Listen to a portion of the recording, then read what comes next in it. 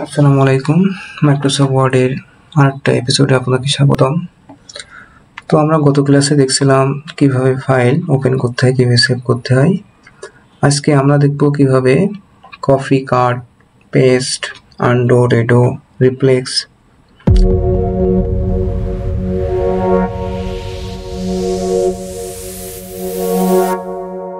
সেগুলো আমরা ধাপে ধাপে শিখব। তো এট ফার্স্ট ধরা যাক আমাকে আমার ওয়ার্ডে আমি কিছু একটা লিখছি, আমি এই জিনিসটা কপি করতে চাই। আমরা গত ক্লাসে দেখেছিলাম যে কিভাবে এটা সিলেক্ট করতে হয়। যারা এখনো দেখেন নাই, আমাদের প্রিভিউ যে ক্লাসটা আছে সেটা দেখে নেবেন। তো ধরা যাক আমি প্রথম যে প্যারাটা আছে এই প্রথম প্যারাটা সিলেক্ট করব, এটা আমি কপি করব, তাই না? সিলেক্ট করলাম, মাউসের রাইটে ক্লিক করলাম, কপি। এখন এই জিনিসটা আমি কোথায় পেস্ট করব, লেখাটা কোথায় পেস্ট করব? ধরা যাক আমি লাইনটা যে প্যারাটা নিয়েছি নিচে দিব, এন্টার, আবার মাউসের রাইট ক্লিক করব, দেন পেস্ট। পেস্টে প্রথম কিপ সোর্স ফরম্যাটিং, পেস্ট। এখন যে কভার আমি পেস্ট করব কি বারবার পেস্ট হবে, কারণ কি আমার কপি করা আছে। এটা হচ্ছে কপি। আর কাট কি, কাট আসতে কি এক স্থান থেকে আর স্থানে নিয়ে যাওয়া, কোনো জায়গায় লেখা একবারে নিয়ে যাওয়া। ধরা যাক আমাকে একটু মেক এই লাইনটা, আমি পুরো লাইনটা সিলেক্ট করলাম, আমি এটা কাট করব, তাহলে মাউসের রাইট ক্লিক করব, কাট। এখন লাইনটা কোথায় দিতে চাই, এটাও নিচে দিতে চাই, আবার মাউসের রাইট ক্লিক করলাম, পেস্ট। পেস্টগুলো সব একই। আমরা যদি কিবোর্ডে করি, ধরা যাক যে আমি এই লেখাটা কপি করব, সিলেক্ট করলাম, কিবোর্ড থেকে কন্ট্রোল প্লাস সি, কপি। তো ধরা যাক আমি এই পেজ আর নিব না, অন্য একটা পেজ নেব, আমি এখান থেকে কন্ট্রোল এন্টার প্রেস করে নতুন একটা পেজ দিলাম নিচে। এখন আমি এই পেজে পেস্ট করব, তাহলে কন্ট্রোল ভি, পেস্ট। কাট করে এই লাইনটা সিলেক্ট করলাম, কিবোর্ড থেকে কন্ট্রোল এক্স, কাট, পেস্ট করলাম, কন্ট্রোল ভি, পেস্ট। আমরা কি শিখলাম? Copy, paste. তারপরে আমরা শিখবো কি আনডু, রেডো। আনডু হচ্ছে কি, দেখা যাচ্ছে কোনো কিছু ফেরত আনা, দেখা যাচ্ছে সে আমি এই লাইনটা পুরোটা কি ডিলিট করে দিলাম, এই লাইনটা ফেরত আনবো, তাহলে কন্ট্রোল জেড, এটাকে বলা হয় আনডু। আর রেডোটা কি, দেখা যাচ্ছে যে আমি আগের অবস্থায় ছিলাম, পিছনে যে আগের অবস্থা ছিলাম সেই অবস্থায় যেতে চাই, তাহলে কন্ট্রোল ওয়াই, পিছনে। ধরা যাক আমি এই লেখাটা কি মুছে দিয়েছি, কন্ট্রোল জেড, ফেরত আনলাম। আমি লেখাটা কি মুছেছিলাম, আবার পিছনে ছিলাম, তাহলে আবার কন্ট্রোল ওয়াই, আবার কি মুছে গেল। পিছনে আর সামনে, এই দুইটা আনডু, রেডো। তারপর ধরা যাক যে আমার ফার্স্ট পেজে আমি এখানে কয়টা হেল্প বানান লিখেছি, এটা আমি কি খুঁজবো, এটাকে বলা হয় ফাইন্ড। আমরা যদি হোমের ভিতরে থাকি, হোম থেকে এখানে আসলে কি আছে, ফাইন্ড, সার্চের মতো যেটা আছে ফাইন্ড। এখন এখানে নেভিগেশন প্যানেল আছে, এখানে আপনি কি শব্দ খুঁজতে চান। আমি যদি বলছি হেল্প, এইসি হেল্প, হেল্প, আমি যে এই লাইনগুলো দিয়ে দুইটা পেজ, এখানে দুইটা পেজ আছে, দুইটা পেজের টোটাল কয়টা হেল্প বানানটা আছে আমি দেখতে চাই। এখানে বানান আছে কয়টা, 4টা। ঠিক আছে, কি ফাইন্ড। আমরা কারণ ফাইন্ড করে দেখা যাচ্ছে আমরা কোনো একটা প্যারাগ্রাফ লিখছি বা লেটার লিখছি, সেটার ভিতরে কতগুলো শব্দ বা ওই কিওয়ার্ড কতগুলো লিখছি বা ইউজ করছি বা ব্যবহার করছি, সেগুলো আমরা খুঁজে বের করতে আমরা ফাইন্ডের দরকার হয়। রিপ্লেস হচ্ছে পরিবর্তন। তো দেখা যাক যে আমি এখানে আমার লাইনটা, এখানে ভিডিও আছে, তাই না? Video provide is a powerful way to help you prove your point. তো দেখা যাচ্ছে আমাকে অনেকগুলো ভিডিও, এই যে লাইনগুলো আছে, আমি চাই না এই ভিডিও এখানে থাকবে না, দেখা যায় এর সাথে কি সবগুলো এস হবে, ভিডিওস, এরকম একটা এস যোগ করব, যেগুলো ভিডিও লেখা আছে তার সাথে এস যোগ হবে। তো এটার জন্য রিপ্লেসে ক্লিক করলাম, আমি কি শব্দ খুঁজতে চাই, খুঁজে সেটা রিপ্লেস করব। আমি করতে চাই ভিডিও, খুঁজতে চাই ভিডিও, কি রিপ্লেস করব আমি, ভিডিওস, তাহলে এখানে এস যোগ করব।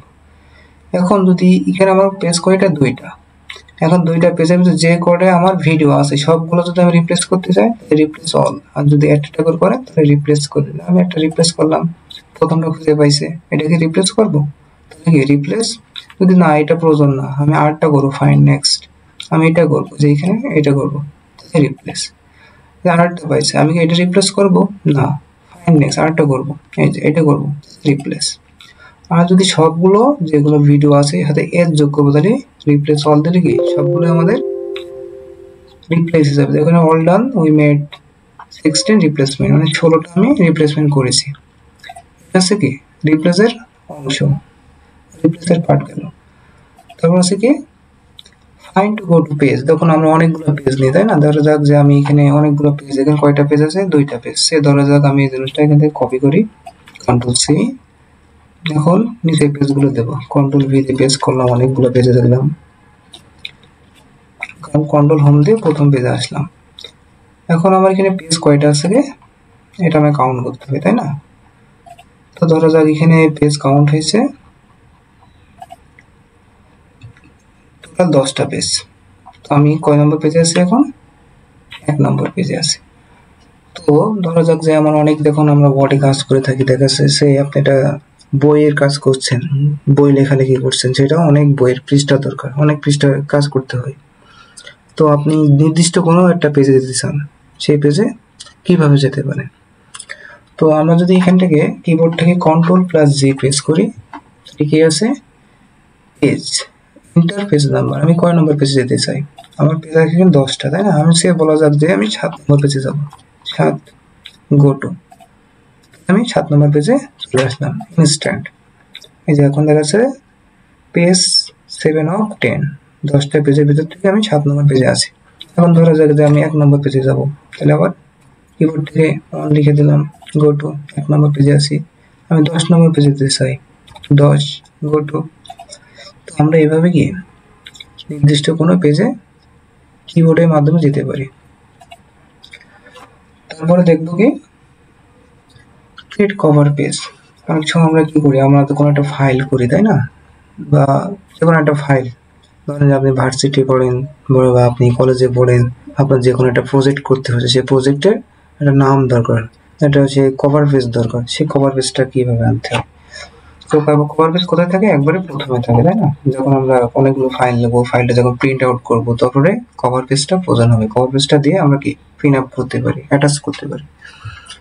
তো কভার পেজের জন্য আমাকে কোথায় যেতে হবে, অ্যাট ফার্স্ট ইনসার্ট মেনুতে, ইনসার্টে আসার পরে এখানে কি কভার পেজ আছে, কভার পেজ।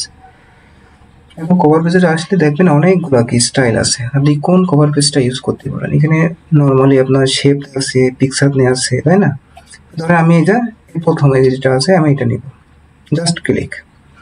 এখন আমাদের ডকুমেন্ট টাইটেল, আমি কিসের কাজ করছি, কোন ডকুমেন্টের নাম কি হবে, আপনি চাইলে এখানে রিনেম করতে পারেন। তো ধরেন এটা রিনেম আছে ডকুমেন্ট টাইটেল তাই না, তো আমি দিলাম কি Microsoft Word, MICROSO, Microsoft Word, আমি মাইক্রোসফট ওয়ার্ডের কাজ করছি। তো চাইলে আপনি যে ফন্ট আছে ফন্টের কালার চেঞ্জ করতে পারবেন। কোথা থেকে চেঞ্জ করবেন, আমরা যখন ফন্ট হোম, যে হোমে দিকে এখানে ফন্ট কালার আছে তাই না, এখানে কি ফন্ট আছে, ধরা যাক আমি এটা, ধরেন আমি এটা এই কালার দিব। এখন ফন্টটা মোটা দরকার তাই না, বোল্ড করলাম। এখন ফন্টটা একটু বড় দরকার, এখানে চাইলে আপনি ইনক্রিজ করতে পারেন, আবার চাইলে ডিক্রিজ করতে পারেন। এখন যে এখানে শেপগুলো আছে, শেপে চাইলেও দেখে আপনি যখন নেবেন তখন পিকচার টুলস ফরম্যাটে যাবেন, এলে এখানে যে কালার আছে, আপনি কি কালার নিতে চান, ধরেন আমি এটা এই কালার নিব, নিচেরটাও কালার চেঞ্জ করে দেব। তো এইভাবে কি আপনি কভার পেজ ক্রিয়েট করতে পারেন। আর কি চাইলে ডকুমেন্ট টাইটেল অ্যাড করতে পারেন, চাইলে এখানে আপনি এটা কিন্তু কোন তারিখে আপনি এটা খুলছেন বা এটা কবে ক্রিয়েট করছেন, কোম্পানির নাম দিতে পারেন, কোম্পানি অ্যাড্রেস দিতে পারেন, সবকিছুকেই আপনি মডিফাই করতে পারেন। তো এটা ছিল কি কভার পেজ। তো ধরা যাক যে আপনি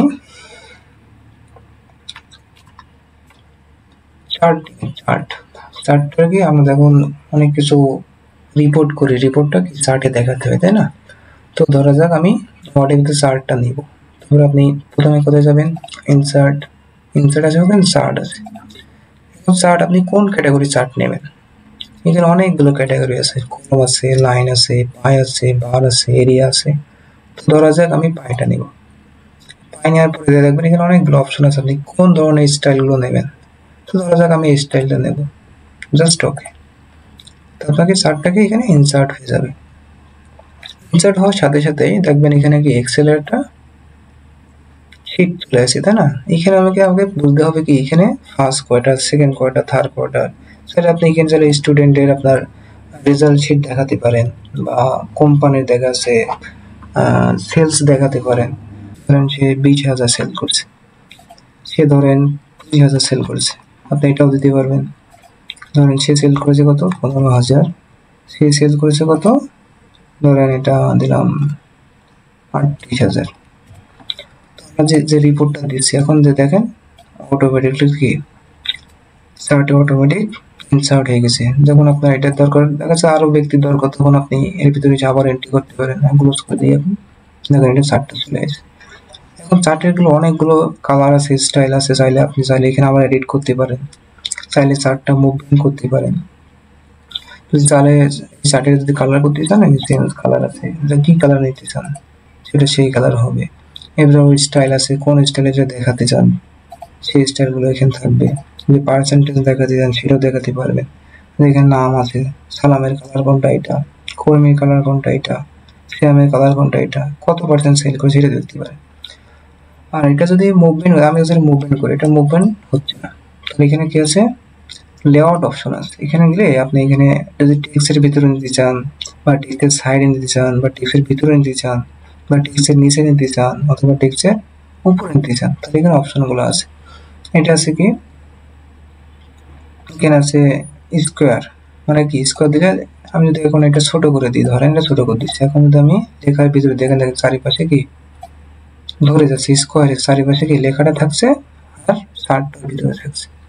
এখন ধরেন যে আমি এটা নিব কি ইন ফ্রন্ট অফ টেক্সটের উপরে দেবো, সেটাও সম্ভব। আর যদি বলেন না এটা আমি লাইনের মাঝে দেবো, সেটাও সম্ভব। ধরেন আমি এখানে লাইনে দিয়ে একটা লাইন, দুইটা লাইনের ভিতরে এটা দিলাম, এটাও সম্ভব। এটা গেল কি চার্ট। যদি আমার করে ডাটা যদি আরো এডিট করতে হয়, মনে করেন আমি এখন আমি মনে করেন একটা অপশন আছে আবার লিখছি, এখন দেখা যাচ্ছে বলা হলো যে চার্টটা এডিট করবো, চার্টে নর্মালি ক্লিক করবেন, ক্লিক করে চার্ট ফরম্যাট বলে অপশন আছে, অথবা চার্ট ডিজাইন, এখানে দেওয়ার পরে দেখেন এডিট ডাটা দিয়ে এখানে চাইলে আপনি এডিট ডাটার উপর ক্লিক করবেন, আবার কি এক্সেলে সেই চার্টটা কি আবার চলে আসবে। এখানে আপনি আবার এন্ট্রি করবেন আরেকজনের ব্যক্তির, ধরেন আমি এখানে দিলাম কি আরেকটা ব্যক্তির নাম দিলাম, ধরেন সেল করেছে 40,000, দেখেন এখানে অটোমেটিক আরেকটা নাম অ্যাড হয়েছে। তো আমরা চাইলে এইভাবে চার্ট অ্যাড করতে পারবেন, এডিট করতে পারবেন। চার্ট যদি আবার ডিলিট করার প্রয়োজন হয়, নর্মালি চার্টের উপর ক্লিক করবেন, কিবোর্ড থেকে ডিলিট দেবেন, আর যদি ফেরত আনতে চান আবার তাহলে কন্ট্রোল জেড। তো আমরা চার্টের জিনিসটা পেয়েছি। এরপর আছে শেপ। আমরা জানি শেপ অনেক কাজে প্রয়োজন হয়, যে শেপের ভিতরে দেখা যাচ্ছে সে বলা যে আমি এখানে একটা কোনো কিছু লিখছি, ধরেন আমরা যখন দোকানে মেমো কার্ড তৈরি করি, তাই না? মেমো কার্ডে দেখেন শেপের ভিতরে লেখা থাকে, তারপরে কি ছোট ছোট পয়েন্ট দিয়ে আপনার লেখার পয়েন্টগুলো থাকে, তাই না? তো ইনসার্ট এখানে দেখবেন শেপ আছে। শেপ আপনি কি ধরনের শেপ নিতে চান, অনেকগুলো শেপ আছে, লাইন শেপ আছে, রেক্টেঙ্গেল আছে, বেসিক শেপ আছে, ব্লকেরও আছে। তো ধরা যাক যে আমি শেপটা নিলাম রেক্টেঙ্গেল, এখন এটা ক্রপ ডাউট আছে, এটা চাইলে স্কোয়ার হবে, তাই না? শেপ, যখন শেপ নেব শেপের একটা কি ড্রয়িং টুলস বা শেপ ফরম্যাট থাকবে, এটা আপনি শেপটা কি কালার করতে চান, শেপের একটা কালার আছে, শেপে দেখবেন এটা হচ্ছে ফিল কালার, ভিতরে আছে ফিল, আর বাইরে যেটা আছে এটা ব্ল্যাক যেটা দেখা যাচ্ছে এটাকে আউটলাইন বলা হয়। আউটলাইন আছে, সেটা আপনি আউটলাইন দিতে পারেন অথবা করতে পারেন, এখানে নো আউটলাইন আছে। আর যদি এটা আউটলাইন দিতে চান তাহলে এতে ওয়াইড আছে, এটা কতটুকু চওড়া হবে, ধরেন আমি এটা এতটুকু চওড়া করলাম, এটা কালার দেখা যাচ্ছে অন্য কালার দেবো, তাই না? ধরেন আমি কিন্তু অন্য একটা কালার দিলাম, তাও কি পসিবল। এখন দেখা যাচ্ছে শেপের ভিতরে আমি কি কিছু লিখতে চাই, তাই না? তো আমরা যখন এই শেপটা নিচ্ছিলাম, এই শেপের যে গ্রুপটা চলে যায় ইনসার্ট শেপ, এখানে অপশনগুলো আছে, অথবা যদি না পান ইনসার্টে যাবেন, যাওয়ার পরে শেপ, এখানে দেখবেন কি টেক্সট বক্স বলে একটা অপশন আছে, টেক্সট বক্স ক্লিক করবেন। আমি এটার ভিতরে কি লিখতে চাই, তাই না? তো আমি এখানে লিখলাম কি এমএস ওয়ার্ড। আমরা যখন যে শেপের ভিতরে একটা টেক্সট বক্স নিয়েছি, টেক্সট বক্স একটা শেপ, তাই না? শেপের যে এটা ফিল কালার আউটলাইন, তাহলে এটা আপনি অফ করতে পারেন, ফিল কালারে যান, এটা নো ফিল, আর আউটলাইন নো আউটলাইন। এখন টেক্সটটা একটু বড় দরকার, যদি আমি শেপের ভিতরে এটা ইনসার্ট করেছি, এটা সাইজ করে দেন একটু বড় করি, এটা এখন সেন্টার হবে, সিলেক্ট করলাম যে এটা সেন্টার করতে। ফন্টটা যদি একটু মোটা দরকার হয় তাহলে কি করবেন, এটা বোল্ড করে দেবেন। যদি একটু বড় দরকার হয় তাহলে এখান থেকে বড় করতে পারছে। তো আমরা কি শেপ নেওয়া শিখলাম, তাই না? তো দেখা যাক যে আমার এই পিছনে নিচের যে শেপটা আছে, আমি এখন এটা কি মুভ করি, কিন্তু আমাদের টেক্সট বক্সে গেছিল ওটা কি ঠিক আছে, তাই না? তো এটা বলছে গ্রুপিং বলা হয়। আমরা একটা শেপ নিয়েছি, এখন শিফট ধরবেন দিয়ে আর কন্ট্রোল ধরবেন, যে নিচের যেটা আছে আর শিফট ধরবেন নিচের শেপটা, দুইটা শেপ এখন অ্যাটাচ হয়েছে। এখন আপনি ডাউন করেন, যেখানে সেখানে রাখতে পারেন, দুইটা কি একসাথে গ্রুপ হয়েছে। এরকম শেপ দিয়ে আমরা অনেক কিছু আঁকাতে পারি, শেপ দিয়ে অনেক কিছু দেখা যাচ্ছে। আমি এখানে কিছু পয়েন্ট লিখবো, তাই না? ধরেন যে ইনসার্টে যাবেন, শেপ, আমি কিন্তু কি যে ব্লক এরো আছে, তাই না? ব্লক এর মাধ্যমে কোনো কিছু আমি লিখে দেখাবো। ধরেন আমি এটা এই যে যদি শিপ ধরে টান দেন তাহলে এটা নির্দিষ্ট করে কি বড় সাইজ হবে, আর যদি আমি টান দেন লম্বা হবে, ঠিক আছে? ধরেন যে আমার এতটুকু প্রয়োজন এটা। এখন শেপ অনেকগুলো প্রয়োজন, তাই না? আমি এটা পয়েন্ট পয়েন্ট করে লিখবো। তো শেপের কালার আমি এখান থেকে দিয়ে রাখি, ধরেন এটা আমি রেড কালার দিলাম, আউটলাইন নো আউটলাইন। এখন শেপটা মনে করেন আমি এই পাশটা একটু কি মোটা করবো, চিকন করবো, সবই পারবো। যদি মাথাটা মনে করেন একটু লম্বা বা ছোটখাটো করতে চাই তাও হবে। ধরেন এখানে এই পয়েন্টগুলো আমার দরকার অনেকগুলো, তাহলে আপনার কিবোর্ড থেকে কন্ট্রোল ধরবেন, দিয়ে নিচের উপর টান দেবেন, যে কটা দরকার হবে সে কটা আপনি টেনে নিতে পারেন। এখন ধরা যাক যে আমি এখানে টেক্সট লিখবো, তাই না? টেক্সট আমি তো পয়েন্ট লিখছি, এখন পয়েন্টগুলো লিখতে হবে। এখানে আমরা কি করতে পারি, এখান থেকে সেই পেজে আবার টেক্সট বক্স নিতে পারি। ধরেন আমি এটুকুর ভিতরে লিখলাম কি কোনো কিছু লিখি, তাই না? আমি লিখতে পারি কি সেল, সেলস। তো ধরেন এটা আমার কি করতে হবে, আবার নিচেরটা আমার টেক্সট বক্স তো বারবার তো এখানে নেওয়া যাবে না, তাই না? আমি এটা কপি করতে পারি, কন্ট্রোল ধরে টান দেবেন, নিচে মুখো আরেকটা হলো, নিচে নিলাম আরেকটা হলো, কন্ট্রোল ধরে আবার টান দেন, নিচে হলো। এখন সবগুলো সেট করেন, কন্ট্রোল ধরবেন, সবগুলো কি একসাথে আমি কি ফিল কালার আউটলাইন সব বন্ধ করে দেবো, no fill colour no outline. এটা করে করতে হবে আপনার, সবগুলো একসাথে হবে না। No outline no fill, no outline no fill, no outline no fill. তো দেখা যাচ্ছে এই পয়েন্টটা কি, তাই না? আমি এটা দিলাম কি মার্কেট, মার্কেট, এটা দিলাম কি, এটা দিলাম অফিস। এখানে আপনি যেভাবে পয়েন্ট লিখতে পারেন সেভাবে আপনার হবে, আপনি যা লিখবেন না কেন। এখন দেখা যাচ্ছে শেপের সাথে এটা আপনার ফন্টটা বড় করতে হবে, একটু বোল্ড করে দিলাম, সিলেক্ট করলেন, বোল্ড করলেন, ফন্টটা বড় করলেন, সিলেক্ট করলেন, ফন্টটা বোল্ড করলেন, একটু বড় করলেন, সিলেক্ট করলেন, ফন্টটা বোল্ড করলেন, একটু বড় করলেন। আমরা এইভাবে কি শেপ নিয়ে না কাজ করতে পারি, তাই না? তো দেখা যাচ্ছে এটা একটা পয়েন্ট দরকার, সুন্দর জায়গায় দেখার দরকার, এইভাবে একটু সুন্দর করে সরাই দেবেন, কোন জায়গায় রাখলে অ্যালাইনমেন্ট গুলো সুন্দর হয়, আপনি এইভাবে কি রাখতে পারেন। এটা ছিল কি শেপের একটা কাজ। তো আজ এই পর্যন্তই, নেক্সট ক্লাসে অবশ্যই দেখা হবে। আপনারা যারা আমার ইউটিউব চ্যানেলকে দেখছেন অবশ্যই সাবস্ক্রাইব করবেন, পাশে থাকবেন। আমরা আস্তে আস্তে মাইক্রোসফট ওয়ার্ডের একবারে বেসিক টু অ্যাডভান্স সব কিছু শিখবো, সাথেই থাকবেন। ধন্যবাদ।